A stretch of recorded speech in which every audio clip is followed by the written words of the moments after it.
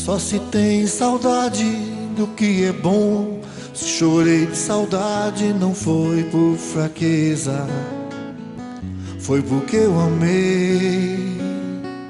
Olá, no Prosa Diocesana de hoje recebemos o diácono Antônio Crispim, o coordenador diocesano das Cáritas paroquiais da nossa igreja particular.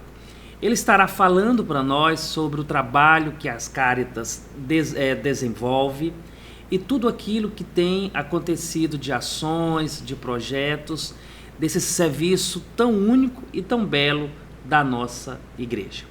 Mas antes disso, eu gostaria de pedir ao diácono que possa compartilhar conosco o evangelho deste domingo. O Senhor esteja convosco, Ele está no meio de nós. Evangelho de Jesus Cristo, narrado por São Lucas. Glória a vós, Senhor. Os apóstolos disseram ao Senhor: aumenta em nós a fé. O Senhor respondeu: com a fé que vocês têm, como um grão de mostarda, poderiam dizer a essa amoreira: arranque-se pela raiz e plante-se no mar, e ela lhes obedeceria. Se alguém de vocês tem um servo que trabalha a terra ou cuida dos animais, por acaso lhes dirá, quando ele voltar do campo: venha logo e sente-se à mesa? Não lhes dirá, em vez: prepare o jantar para mim, aperte o cinto e me sirva enquanto eu como e bebo? Depois você poderá comer e beber? Será que o Senhor vai agradecer ao servo porque cumpriu as ordens dele? Assim também vocês, quando tiverem cumprido todas as ordens, digam: somos simples servos, apenas fizemos o que deveríamos ter feito. Palavra da salvação. Glória a vós, Senhor. Fique aí conosco e voltamos já com os nossos blocos. Só se tem saudade do que é bom. Se chorei de saudade, não foi por fraqueza, foi porque eu amei. Só se tem saudade do que é bom. Se chorei de saudade, não foi por fraqueza, foi porque eu amei. Só se tem saudade do que é bom. Se chorei de saudade, não foi por fraqueza, foi porque eu amei. E se eu amei, quem vai me condenar? Se eu chorei, quem vai me criticar? Se eu amei, quem vai me condenar? Se eu chorei, quem vai me criticar? Só quem não amou, quem não chorou, quem se esqueceu que é um ser humano, quem não viveu, quem não sofreu, só quem já morreu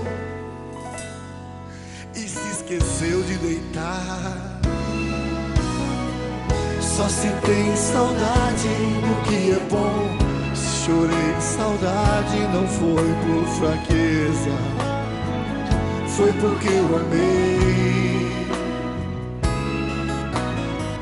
Só se tem saudade do que é bom.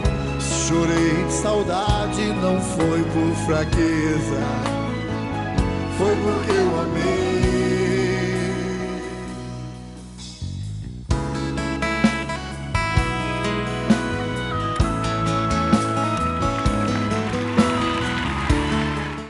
Só se tem saudade do que é bom.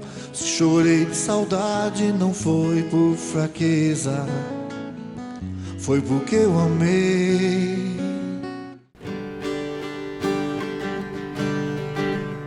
Imaculada Maria Maria de Deus, coração pobre acolhendo Jesus.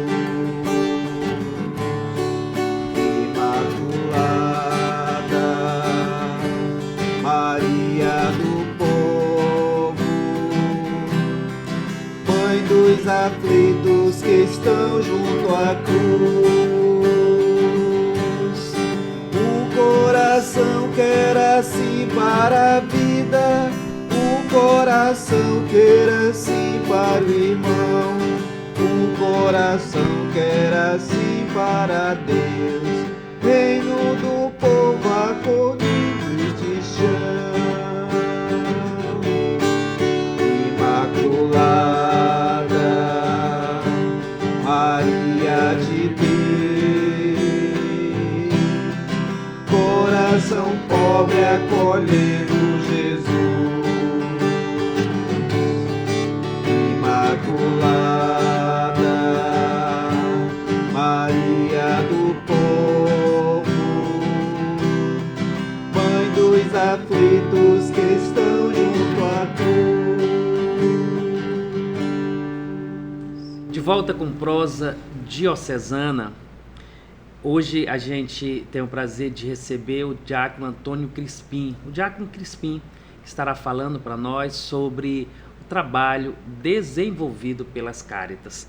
Seja muito bem-vindo, diácono. É um prazer tê-lo aqui conosco. Um prazer, Pedro, é meu estar aqui com vocês.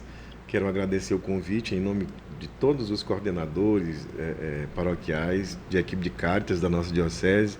Agradecer por esse espaço, né, que você, o André, a TV Diocese está nos colocando, né, para que a gente possa falar um pouco desse trabalho tão importante que é o serviço de caridade evangélica, que acontece em nossas paróquias, promovidos pelos párocos, pelos coordenadores paroquiais, pelos religiosos e religiosas, e pelos leigos que se consagram a esse serviço da evangelização.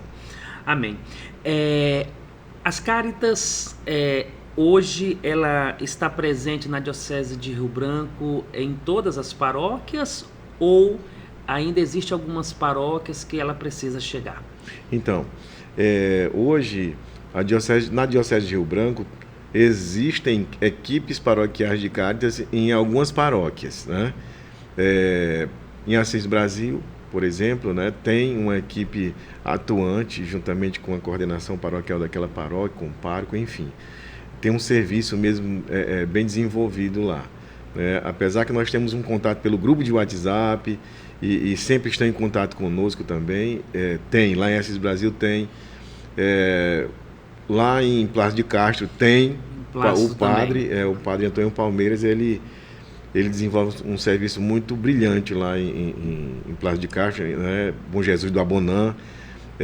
Recentemente, domingo, um dos domingos agora, o padre Vilk nos convidou para ir lá. Senador Guiomar. Lá em Senador Guiomar, Nossa Senhora das Graças. E tem uma equipe sendo formada lá muito boa também. E aqui em Rio Branco tem várias paróquias. São Sebastião, Santo Inês, São Peregrino, Sagrada Família, enfim, na Imaculada Conceição, São Mateus, enfim, aqui uma ou duas paróquias não tem, né, ainda, mas estão em processo, né, de organização. Que legal. Eu percebi que as Cáritas, ela passou por uma nova roupagem, podemos assim dizer, né? Antes era Cáritas brasileira, e agora tem uma nova nomenclatura, que se chama Cáritas paroquiais, né? Isso. Queria que tu explicasse um pouquinho pra gente sobre isso. Então, até mais ou menos 2011, meados de 2011, existe uma coordenação diocesana da Cáritas. E essa coordenação diocesana da Cáritas, ela era filiada à Cáritas brasileira, né? Então, a partir de 2011, no Jubileu Eucarístico da Diocese de Rio Branco, que foi celebrado pelo nosso bispo Dom Joaquim instituiu a Cáritas Paroquial da Diocese de Rio Branco. Então, né? O nome certo é Cáritas Paroquial. Cáritas Paroquial da Diocese de Rio Branco. Por quê? Porque mudou tudo. Antes era uma coordenação diocesana que tinha esse vínculo jurídico com a Caritas brasileira e fazia os projetos, e esses projetos chegavam até as paróquias, via coordenação diocesana da Caritas. Então, o Dom Joaquim teve a inspiração do Espírito Santo, brilhantemente, de formar uma Caritas paroquial para que em cada paróquia fosse instituído, como foi pelo Diácono Alves, pela Aurinete, por toda a equipe que eles coordenavam. Eles instituíram em várias paróquias da nossa diocese as equipes de Caritas paroquial. Então, ao invés de ser uma coisa centralizada numa equipe diocesana, o Dom Joaquim descentralizou para que a paróquia realmente assuma essa dimensão social da fé cristã, né? Que é o serviço de evangelização, que é a primeira dimensão, o serviço de evangelização, que é o amor ao próximo, estar ao lado do próximo, estender a mão, anunciar o evangelho, que é primordial, anunciar a boa notícia de Jesus Cristo, e também dar de comer a quem tem fome, né? Como o próprio Jesus disse, quando o discípulo chega para ele, diz que não tem, naquele momento que foi feita a partilha, mas nós não temos como partilhar, o que é que nós vamos fazer? Aí Jesus disse para ele: Filipe, dai vós mesmo de comer. Então a nossa missão também é essa, né? De estar ao lado de aquele que sofre pela fome, pelo desemprego, pelas doenças, pela desestruturação familiar. As equipes estão ali em nome de Jesus Cristo, né? Servindo através da paróquia, da sua paróquia. E aí alcança mais pessoas que estão ali procurando um apoio, procurando uma acolhida, né? Que bonito trabalho. Na pesquisa que tivemos, eu percebi que vocês têm, ao todo, 25 equipes em toda a Diocese de Rio Branco e atendem a aproximadamente 500 famílias. É esse o número mesmo? Então, nós podemos chegar a esse quantitativo de 25 equipes, né? Umas em formação, outras já formadas, né? E aí as famílias que são atendidas, a gente pode fazer um cálculo. É simples. Cada equipe das 25 equipes que nós temos, em cada paróquia é uma equipe que trabalha de verdade, né? Que está ali se doando totalmente. Se elas atendem 20 famílias, mensalmente, digamos assim, nós vamos ter aí 500 famílias, né? 500 famílias atendidas por mês. Dessas 500 famílias, você multiplica por 3, que dá em torno de 1.500 pessoas atendidas. E aí você pode perguntar, mas atendida com qual recurso, Diácono? Atendida com as ofertas da paróquia, com as doações que chegam na paróquia, né? Com os projetos que a própria paróquia faz e apresenta para a CNBB, apresenta às instituições públicas, e assim vai capitalizando. E as doações que chegam há alimentos, outras coisas também? Que tipo de doação? Então, a maioria dos casos são alimentos. Né? Cestas básicas, frutas, legumes, verduras. Inclusive, nós passamos por um ano aqui em Rio Branco, as paróquias, através de um rodízio, sendo atendido pelo o Programa de Segurança Alimentar. Isso que eu ia te perguntar. Hoje não está tendo essa parceria, mas já teve lá atrás. Mas pode voltar, né? Pode voltar. Por enquanto está parado, né? A gente recebia pela Secretaria de Agricultura do Estado e por enquanto está parado porque estão aguardando, né? Então, mas antes a gente recebia, digamos, legumes, verduras e frutas. Tinha um sorteio para qual era a paróquia as mais necessitadas. Então, aquela paróquia que recebia hoje só ia receber depois que a última recebesse. Era um depois rodízio. Daquele rodízio, né? Que era feito. Tendo em vista a quantidade de legumes. Mas chega também doações de instituições, né? De caridade, que também, por exemplo, Cidade do Povo sempre recebe. Divino Espírito Santo tem convênios também no sentido de parcerias com o SESC, então com várias instituições, com supermercados. E às vezes na própria igreja nós temos ali empresários que eles querem ajudar e aí descobre esse serviço na paróquia, que é um serviço de evangelização interno também. Vão lá e dizem: olha, padre, eu quero ajudar a paróquia nisso aqui, porque eu sei que vai chegar naquela família que precisa. E aí é por isso que que acontece esse serviço de atendimento às famílias. Às vezes uma família tem uma pessoa doente, precisa de uma cadeira de roda, mas nós não temos cadeira de roda, mas alguma equipe tem. Aí a gente coloca no grupo, a paróquia tal precisa de uma cadeira de rodas para uma pessoa assim. De repente aparece a cadeira de roda emprestada. É tipo, empresta hoje, quando daqui a 3 meses não precisa mais, retorna para emprestar para outro. Isso é um serviço, né, de caridade, né, aos irmãos, de amor. Trabalho muito bonito.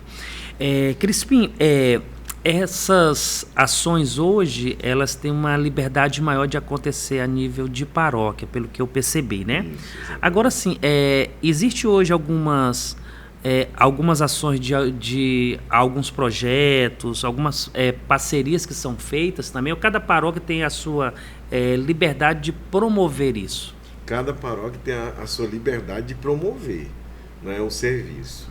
Esse serviço de atendimento, o primeiro serviço de evangelização, porque a equipe de Caritas Paroquial, ela representa a paróquia. Ela não faz em nome do coordenador e nem em nome de si. Ela faz em nome da paróquia, aquele serviço de caridade, né, na dimensão social, da fé da dignidade humana.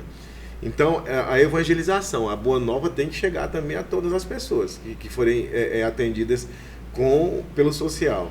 E depois, essa dimensão social, a paróquia ela tem o seu planejamento, né? Esse planejamento deve ser apresentado no conselho ou numa assembleia paroquial, quando é um planejamento anual.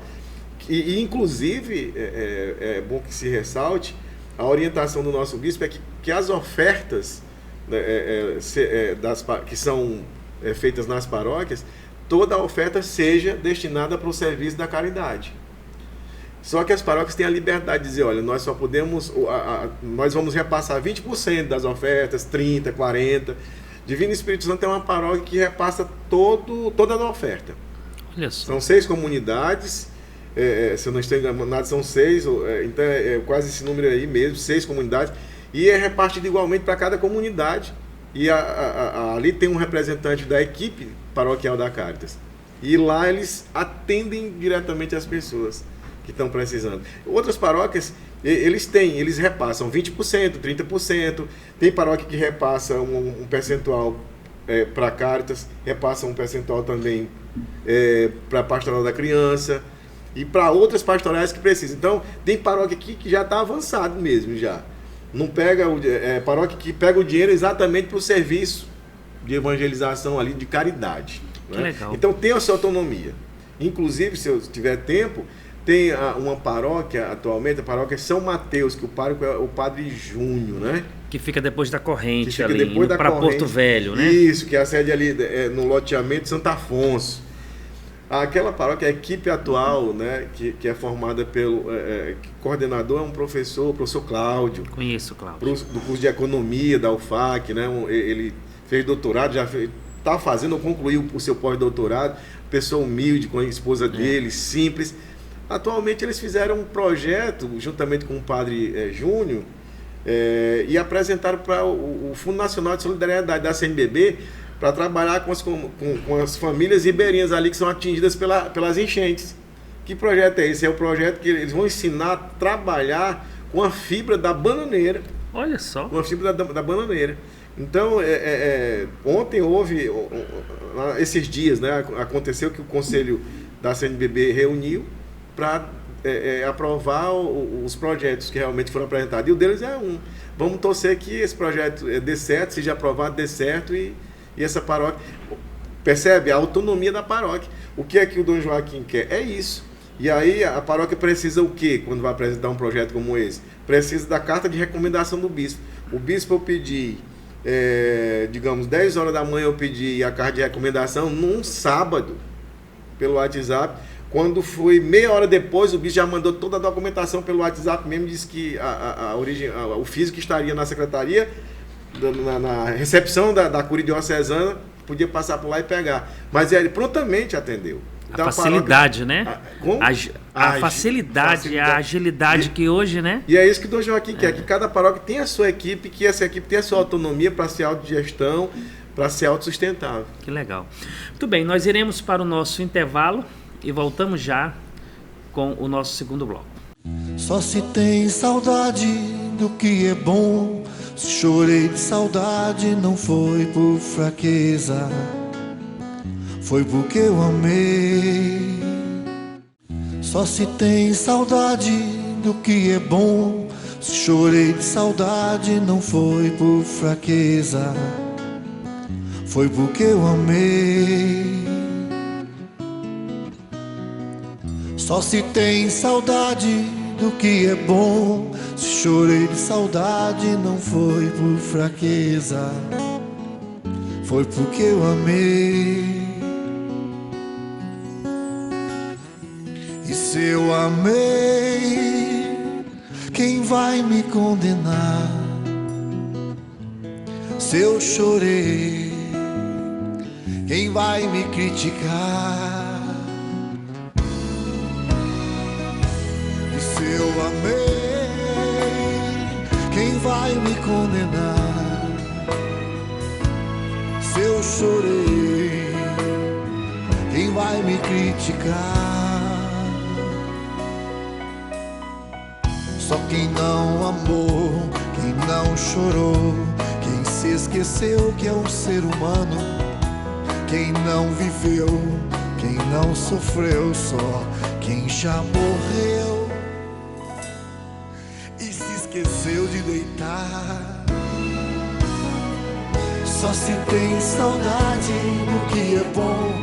Se chorei de saudade, não foi por fraqueza, foi porque eu amei. Só se tem saudade do que é bom. Se chorei de saudade, não foi por fraqueza, foi porque eu amei.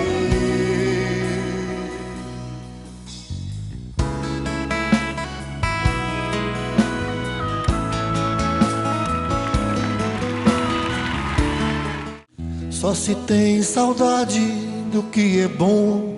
Se chorei de saudade, não foi por fraqueza, foi porque eu amei. Entre nós está, e não o conhecemos. Entre nós está, e nós o desprezamos. Entre nós está, e não o conhecemos. Entre nós está, e nós o desprezamos. Seu nome é Jesus Cristo e passa fome, e grita pela boca dos famintos. E a gente, quando vê passar diante, às vezes faz chegar depressa a igreja. Seu nome é Jesus Cristo, está sem casa e dorme pela beira das calçadas. E a gente, quando vê, aperta os passos e diz que ele dormiu embriagado. Entre nós está, e não o conhecemos. Entre nós está, e nós o desprezamos. Entre nós está, e não o conhecemos. Entre nós está, e nós o desprezamos. Estamos de volta com o nosso segundo bloco do Prosa Diocesana. Hoje está conosco o diácono Crispim, falando sobre o trabalho desenvolvido pelas Cáritas. Nesse segundo bloco, diácono, eu queria ainda tocar um ponto sobre o Dia Mundial dos Pobres, que foi uma proposta que o Papa Francisco instituiu, né? E que nesse ano agora ele acontece em novembro, né? E qual seria a data? Queria que falasse um pouquinho para a gente. Então, o Dia Mundial dos Pobres, ele foi instituído pelo Papa Francisco em 2017 e desde então, todos os anos, a Igreja no mundo todo, a Igreja Católica no mundo todo, ela celebra esse Dia Mundial dos Pobres com a finalidade de manifestar, né, que existem milhões e milhões de pessoas que necessitam do amor da Igreja, do amor, do carinho, do amparo da Igreja. Então, a Diocese de Rio Branco ela tem isso no seu plano de pastoral, ela tem isso no seu calendário, né, diocesano. Várias paróquias desenvolvem nesse dia atividades que possam manifestar mesmo, né, mostrar para a sociedade que existe a necessidade de ajudar, de ser solidário, né, de praticar o amor verdadeiro para com os irmãos. Tanto é que a paróquia São Peregrino, a paróquia São João Batista no Bujari, que tem uma equipe muito boa também lá, a paróquia Santo Inês, então a Divino Espírito Santo, a paróquia Divino Espírito Santo, tantas e tantas paróquias desenvolvem uma atividade social nesse dia, a dimensão social da fé. Nós não somos ONG, nós não somos uma associação, mas nós somos uma pastoral que cuida de irmãos, né? Então, nesse dia, a gente, obediente ao magistério da igreja, nós desenvolvemos uma atividade que possa realmente mostrar que nós precisamos lutar pela dignidade humana desses irmãos. E no Brasil, a CNBB ela desenvolve, a partir do Dia Mundial dos Pobres, desenvolve a Jornada Mundial dos Pobres, que é uma semana toda. Uma semana toda. E pegando o dia 16 ali até... Antes do dia 16. Encerra no dia 16. Encerra no dia 16, exato. A nossa diocese, ela celebra o dia. Nós ainda não chegamos a esse ponto de durante a semana, ficarmos fazendo atividades, né? Alguma paróquia, uma ou outra sim, mas na maioria não.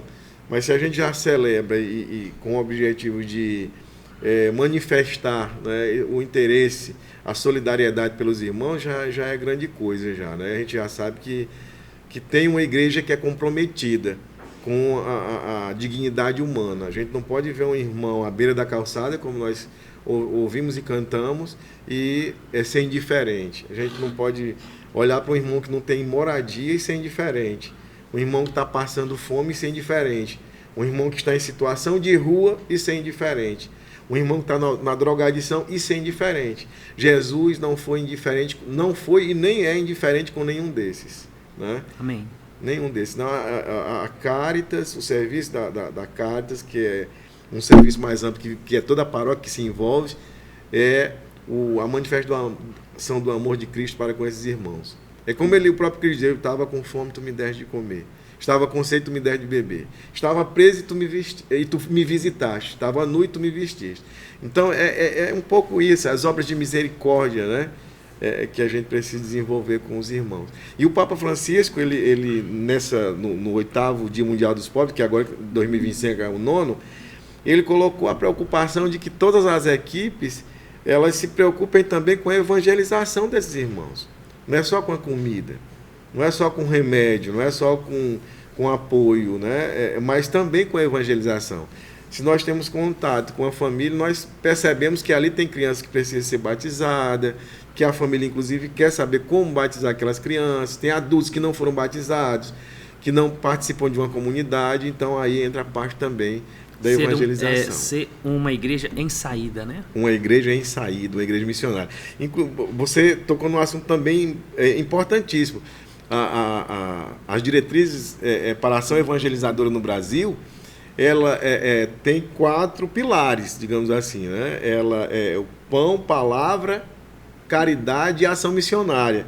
Então, para ver, uma caridade, ela é própria da igreja, ela é própria do ser cristão, né? Não é uma coisa à parte. Não é porque... É uma essência essência da própria igreja, né? É a natureza mesmo. Que é do Cristo, né? A caridade. Então, não é fazer tendo pena, mas é fazer porque é missão nossa, de viver a caridade aos irmãos, o amor ao próximo. Amém. Diácono, quantos anos de ordenação diaconal?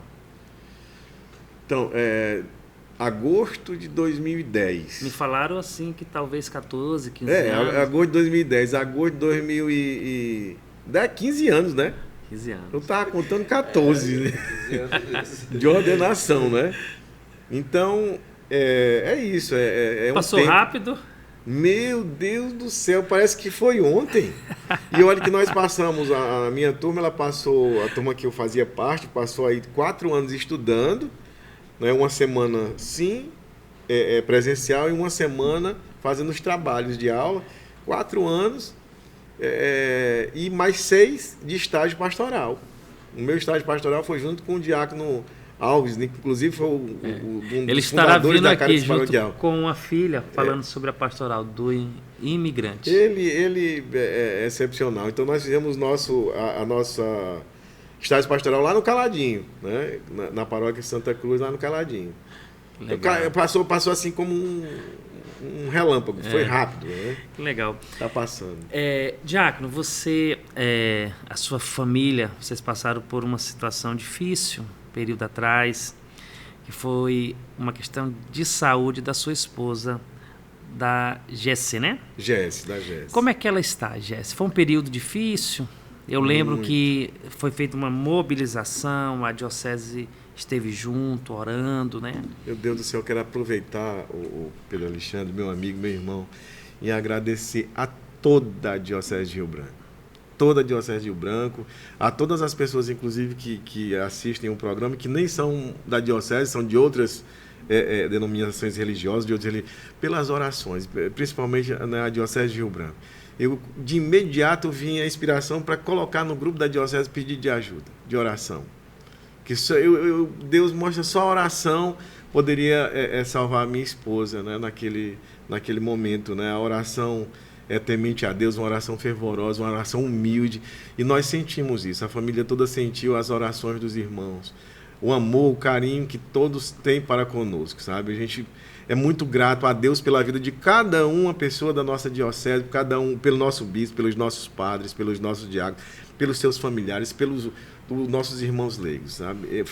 Foi um momento difícil porque ela teve que fazer 2 pontes safena e uma mamária. E aí foi um milagre. A minha esposa é um milagre de Deus. E nós não merecemos, nós nem fazemos por merecer. Se a gente for analisar bem direitinho, né? Foi um milagre. Deus deu essa possibilidade dela viver mais um tempo e de nós estarmos aqui mais um tempo, né? Servindo a Deus acima de tudo, sabe? Então é por isso que as pessoas às vezes perguntam: Diácono Crispim, onde é que o senhor está? Meu irmão, antes a gente cuidando da minha mãe, né? Eu e minha esposa a gente sempre cuidou da minha mãe, que também faleceu. Olha que não foi um ano. Eu lembro também de um incêndio que teve. Incêndio, né? Incêndio, tomaram a moto do meu filho, né? Em agosto. Foi em agosto. Incendiou a minha casa no dia de São Lourenço, que é o nosso padroeiro, né? E assim foi, só crescendo a bola de neve. E a gente não perdeu a fé em Deus, não. A gente sempre com aquela fé em Deus, acreditando que Ele sempre esteve conosco, como Ele está com todos nós, né? A cada momento. Graças a Deus. Foi um momento que a gente está saindo aos poucos, né? A minha esposa, ela está bem, graças a Deus, está sendo acompanhada pela equipe médica, pela médica que é a doutora Alina. A doutora Alina é daqui do Acre, uma pessoa que eu não tenho esse conhecimento, como eu estou falando aqui, mas só em perceber o jeito que ela trata com as pessoas, né? O carinho, né? O carinho, formada aqui pela Universidade Federal do Acre, especialista, com outros médicos daqui da nossa diocese. Foi uma bênção ser atendida na Santa Juliana, até porque a Santa Juliana é que tem todo esse atendimento, né? O público vai todo lá para a Santa Juliana, as irmãs da Santa Juliana. Então, tudo isso fez com que a minha esposa ela ganhasse uma nova vida e ela está aí. No momento, ela está afastada pela junta médica da Secretaria de Educação para se recuperar mais. Claro. E está esperando o momento certo, né, para retornar, não às suas atividades que ela tinha mesmo, mas para retornar para o trabalho, para ajudar no que ela pode, né? E às vezes eu fico em casa com ela o final de semana, porque meu irmão não é fácil, depois que passa por uma cirurgia dessa, quem fez e quem tem família que já fez, sabe que é difícil. Mas nós estamos aí, firmes. Deus seja louvado. Eu agradeço, é um anjo na minha vida, minha esposa e meus filhos. Pois é, sobre os filhos, são 4 filhos, né? 4 filhos. Você, na verdade, assim, tem uma graça de ter filhos já bem adultos. Isso. E outros bem pequenos. Isso, exatamente. Como que estão os filhos? Uma eu sei que está morando distante. Isso, a Letícia é a mais velha, né? A Letícia sempre teve o dom para música, né? Sempre. Uma voz espetacular, uma cantora. Assim. A Letícia, hoje ela mora em Bauru, né? Ela está fazendo um mestrado na USP, é de Bauru. na área da saúde do sono, né? E o esposo dela também está se especializando lá na área de otorrinolaringologia, cirurgia, essas coisas. E agora eles deram um presente pra gente que foi uma neta. Nossa netinha, a Yumi, né? Nossa, que mãe. Legal. É um presente de Deus também. E quando terminar, eles querem vir para cá, para o Acre, né? Olha só. O meu genro, ele é de São Paulo, de Pitangueiras. Formou-se aqui pela Universidade Federal do Acre no curso de Medicina, mas ele, assim, a opção dele é voltar para cá. Ele ama o Acre. Isso é muito bonito. Ele ama o Acre, ele Essas quer servir. As origens. Ele quer servir aqui no Acre como médico, é uma pessoa muito também. Eles dois caminham na igreja. A Letícia tá participando da igreja lá em Bauru. Ela canta lá, ela tem uma amizade com o padre. Eu fiquei sabendo que ela estava muito participativa ali no Shalom. Isso, exatamente. E o Saul mora com a gente aqui. Ele, né, trabalha na Secretaria da Fazenda. Aquele rapaz calmo. Ele é tranquilo. Ele gosta de tomar uma cerveja, mas isso aí quem não, né? E é uma pessoa muito controlada também, uma pessoa muito equilibrada. Gosta do futebol, né? Aí é atleta, né? Sempre quando eu encontrava ele, né, a gente brincava por causa do Pedrinho, do meu filho, até porque joga, e aí a gente trocava umas ideias. E nós temos duas crianças, né? Uma de 9, que é a Ana Tainá, e um de 6, que é o Enzo Miguel. E eles são filhos do coração. Nós nos qualificamos, para devemos entrar no Conselho Nacional de Justiça, para essa mesma parte de adoção. Porque eu e minha esposa, nós queremos ter 5 filhos. E aí, não temos o quinto porque ela teve esse problema de saúde, então a gente não...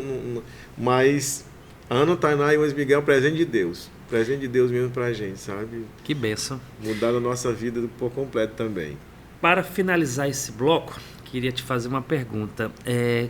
Como foi a experiência sua, da sua esposa, na pastoral familiar? Vocês foram muito importantes ali na construção, na elaboração, no pensar sobre o centro de escuta. Então, é um momento assim, muito do auge mesmo da nossa missão pastoral, né? Porque o Dom Joaquim convidou para nós coordenarmos a pastoral a nível de diocese. A gente diz, Dom Joaquim, será que a gente tem condição disso? Dom Joaquim é um pastor que ele acredita mesmo nos fiéis, acredita mesmo nos seus colaboradores, né? E eles, não, vocês têm, é o Espírito Santo que vai agir, vocês são instrumentos. Então nós aceitamos, e o tempo que nós passamos lá teve duas prioridades, que era a questão do itinerário para o sacramento do matrimônio, que hoje a equipe que está hoje está desenvolvendo mais amplamente, inclusive, mas nós trabalhamos essa iniciação, né, do encontro matrimonial, que fosse na casa de um casal que já tem um matrimônio já, e esse casal era que coordenava esse grupo durante 8 encontros, 10 encontros, né, na verdade. Em algumas paróquias foi tudo assim, isso foi importante. E hoje está a continuidade com muito mais ênfase. E aumentou mais até os encontros, aumentaram. E a outra coisa que eu acho que foi fundamental foi o centro de escuta, que o Dom Joaquim tinha um sonho, que era esse centro de escuta. Primeiramente funcionou ali ao lado da Santíssima Trindade, né? Tinha uma casa... Isso. Paróquia São Miguel Arcanjo, Isso. Comunidade Santíssima Trindade. Quando você pega o ônibus que faz o retorno para voltar para os bairros, tem ali a Comunidade Santíssima Trindade ao lado. Do terminal urbano ali, próximo do terminal urbano. Próximo ao terminal urbano, que era uma casa que era a Comissão Pastoral da Terra, funcionava lá. E aí o Dom Joaquim disse, eu quero que vocês fiquem ali, a equipe fique lá. Então a diocese deu todo o apoio, foi feita uma reforma, foi feito tudo, né? E a gente ficou trabalhando lá. E nesse trabalho foi criado, na verdade, o centro de escuta. E esse centro de escuta tinha como finalidade ter psicólogos, voluntários, para que pudesse fazer escuta qualificadas, com pessoas que são das paróquias, casais, pessoas que procuravam a igreja para ter esse atendimento. E funcionou por 5 anos, né? Muito bom mesmo. As pessoas realmente iam, os psicólogos atendiam assim, com carinho, com delicadeza, com respeito e com sigilo acima de tudo. Tudo confidencial, algo que não saía dali, né? E aí veio a pandemia, né? Aquelas fases, as primeiras ondas, prejudicou muito. Depois disso, deu uma parada. E aí o que o Dom Joaquim ele anseia? Que a Caritas possa retomar isso nas paróquias. né? E aos poucos a Caritas vai retomando. Mas foi isso, foi algo de grande valor que nós tivemos ali naquele momento da pastoral familiar, de ter esse serviço funcionando. E com a ajuda, diga-se de passagem, dos párocos das paróquias, das equipes de pastoral familiar. Então todo mundo envolvido, né? Todas as equipes envolvidas. Que bênção, muito bem. Nós iremos para o nosso intervalo e já voltamos com o nosso terceiro bloco. Não saia daí. Só se tem saudade do que é bom. Se chorei de saudade, não foi por fraqueza, foi porque eu amei. Só se tem saudade do que é bom. Se chorei de saudade, não foi por fraqueza, foi porque eu amei.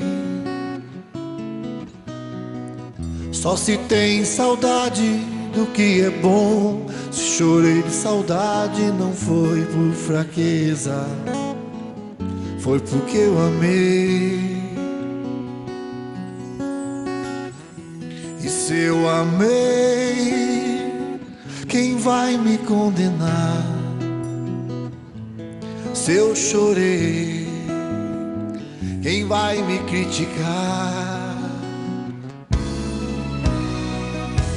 Se eu amei, quem vai me condenar? Se eu chorei, quem vai me criticar? Só quem não amou, quem não chorou, quem se esqueceu que é um ser humano, quem não viveu, quem não sofreu, só quem já morreu esqueceu de deitar. Só se tem saudade do que é bom. Se chorei de saudade, não foi por fraqueza, foi porque eu amei. Só se tem saudade do que é bom. Se chorei de saudade, não foi por fraqueza, foi porque eu amei.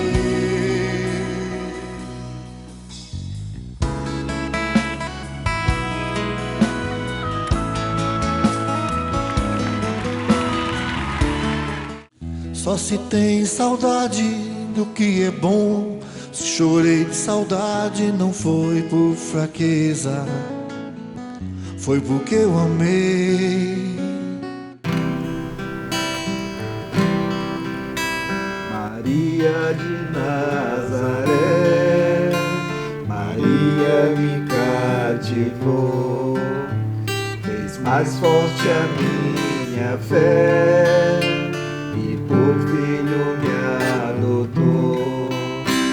Às vezes eu paro e fico a pensar, e sem perceber me vejo a rezar, e o meu coração se põe a cantar pra Virgem de Nazaré.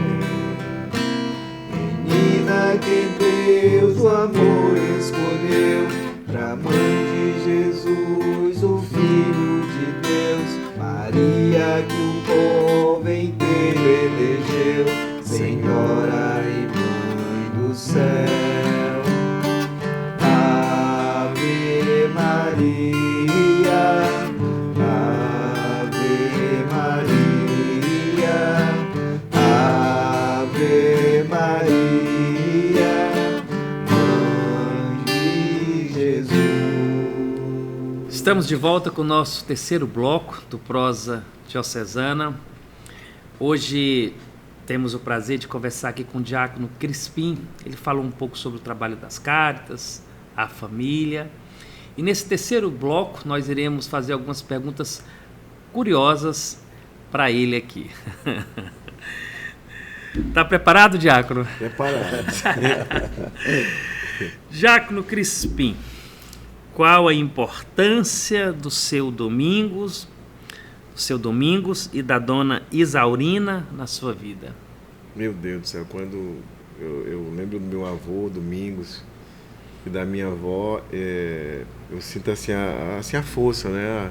A presença deles também, no sentido de de evangelização. Meu avô, ele foi um evangelizador, um anunciador do evangelho, né? Quem não conhece seu Domingos, na estação experimental, na área da floresta, quantas pessoas eu encontrei dizendo que meu avô tinha batizado? Olha, quem me batizou foi o seu Domingos, teu avô.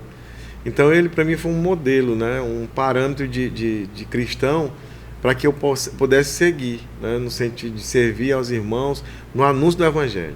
E a minha avó, aquela pessoa muito recatada também, né? Mas que dirigia um grupo de evangelização na Rua Belém, na estação experimental onde eles moravam. E proclamava o evangelho, partilhava o evangelho, pessoas caridosas, né?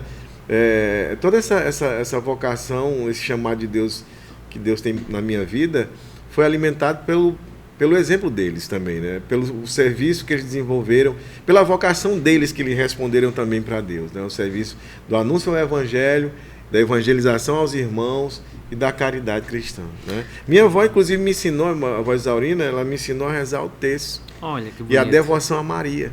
Toda vez que eu chegava na casa dela, meu filho, olha aqui, ó, na oração de Nossa Senhora, Nossa Senhora Aparecida, ela sempre foi muito assim, de catequizar, né, digamos, com carinho, com zelo, com amor, sabe? Minha avó era assim.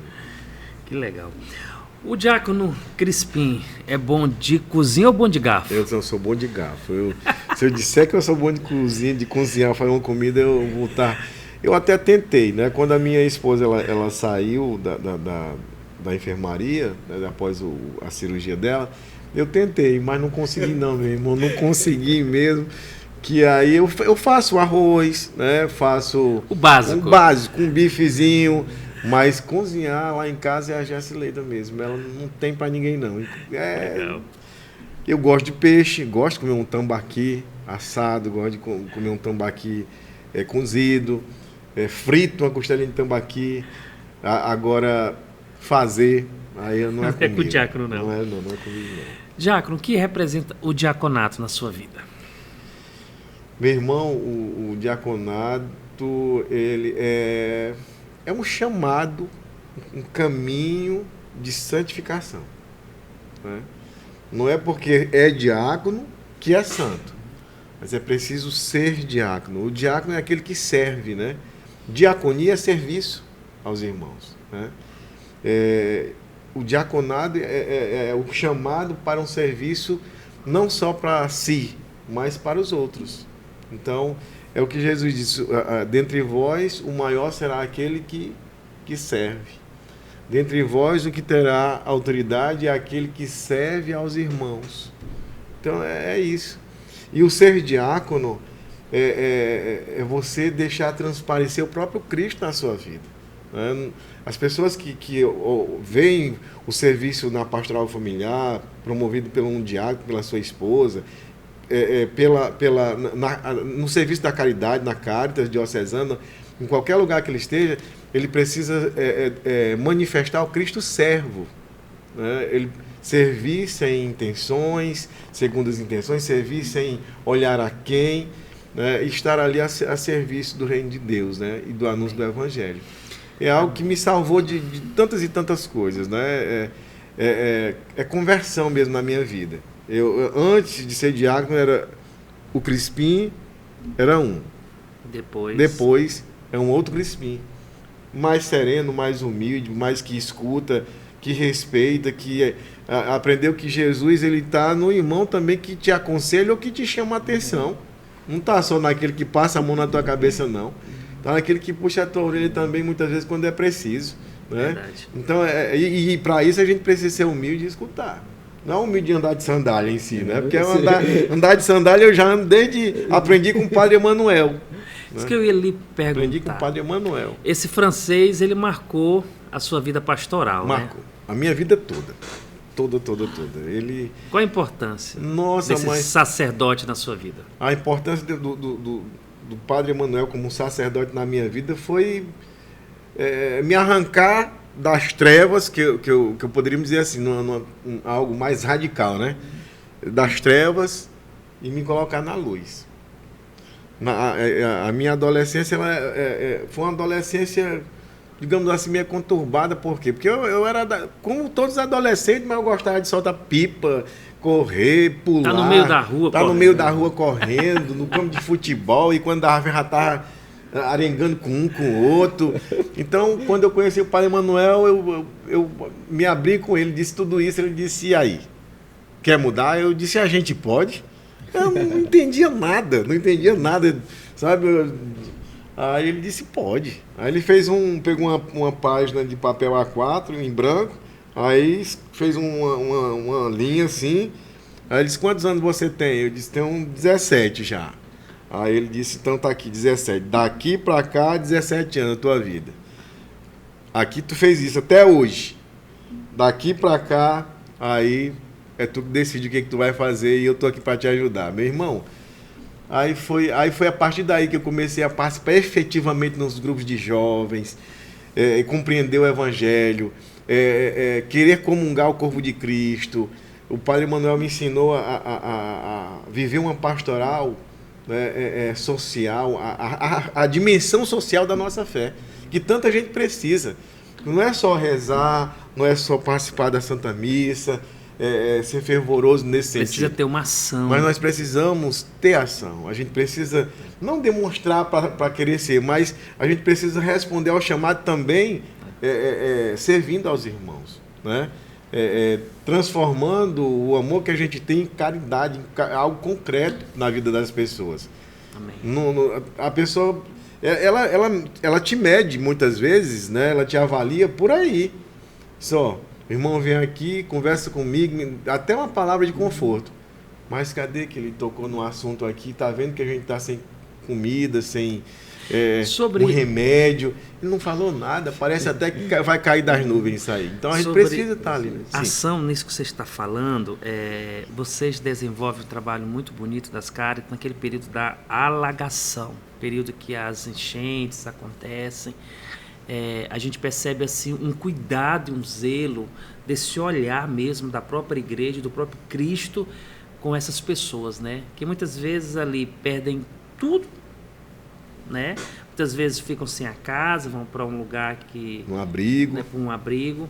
É um desafio, né? Pedro, é um desafio muito grande, até porque aqui na nossa região, todos os anos do rio transborda, né?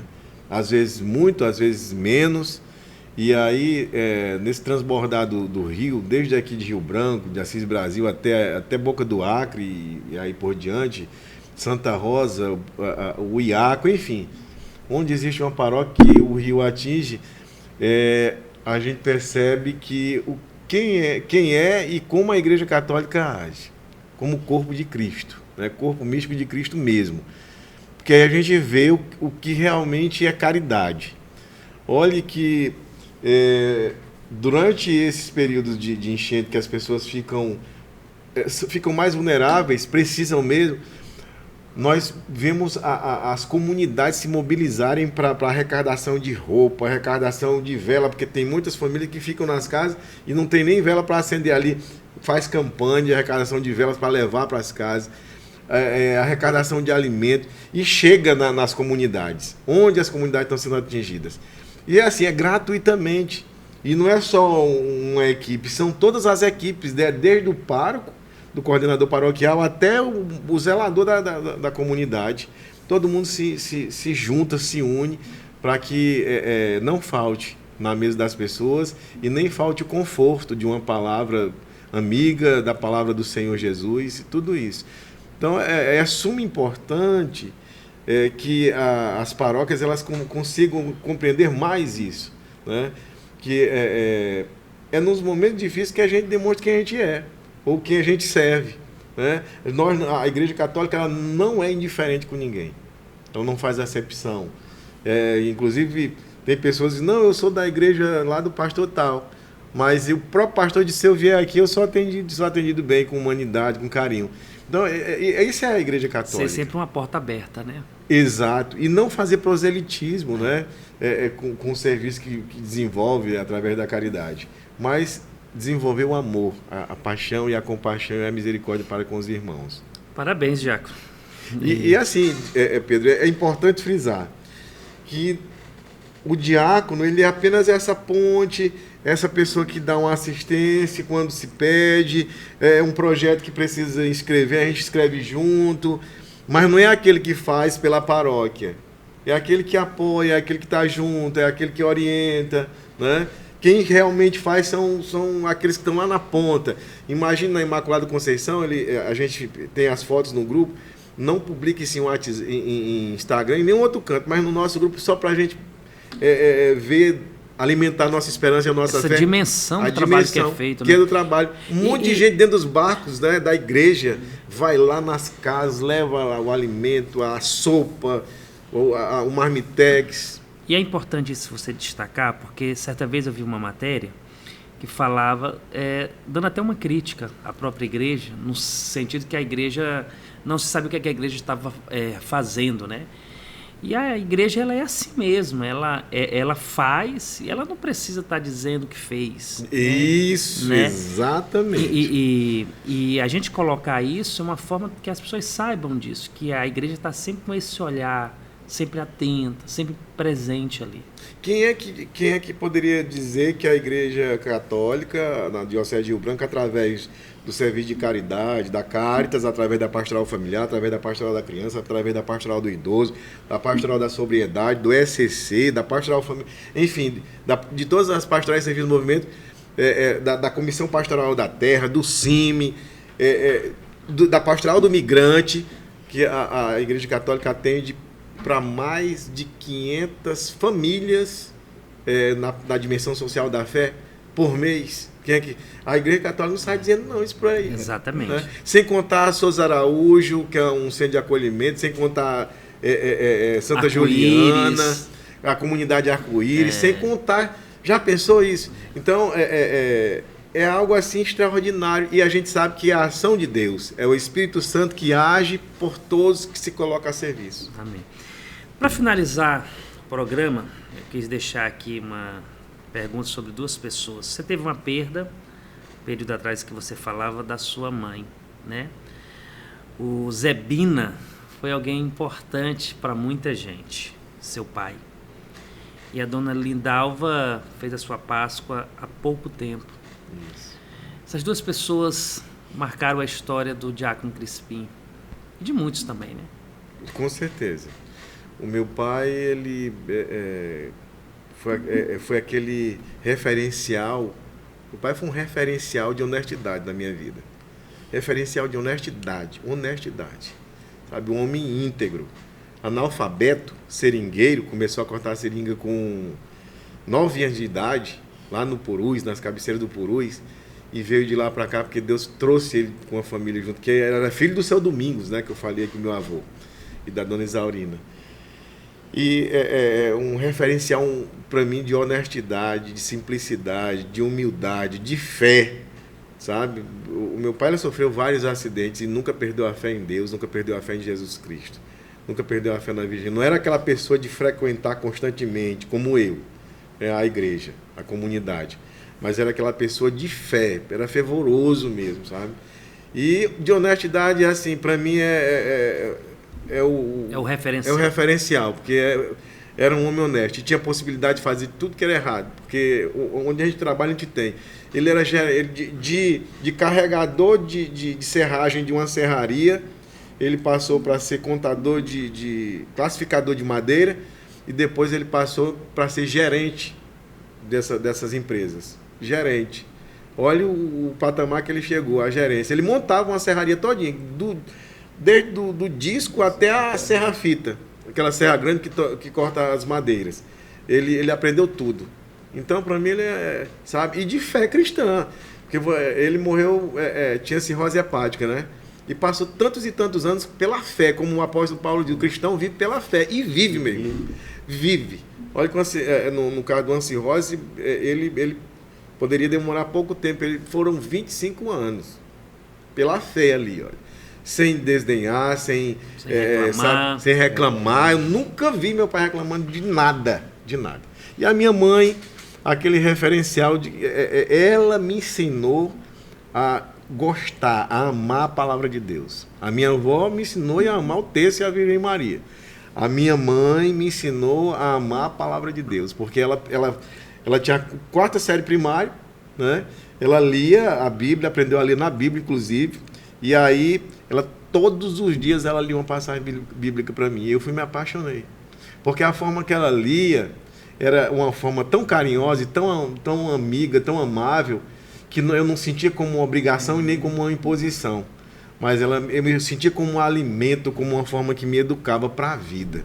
Era como um escudo de proteção, que na leitura que ela fazia era uma oração que me colocava num escudo para me defender e me proteger das intempéries do mundo. E como me defendeu, e como me protegeu, e como me defende, me protege até hoje. Sabe? Então, meus pais são marcos referenciais para a vida eterna, inclusive. Eu acredito que onde eles estão, eles intercedem por nós aqui nesse mundo aqui. Amém, diácono. Foi uma bênção o programa de hoje, com a sua presença, testemunho, essa doação. Que Deus continue abençoando grandemente essa linda missão que as Cáritas têm na nossa diocese, nas nossas paróquias, a sua família também, né? Mande um grande abraço para sua esposa, seus filhos também.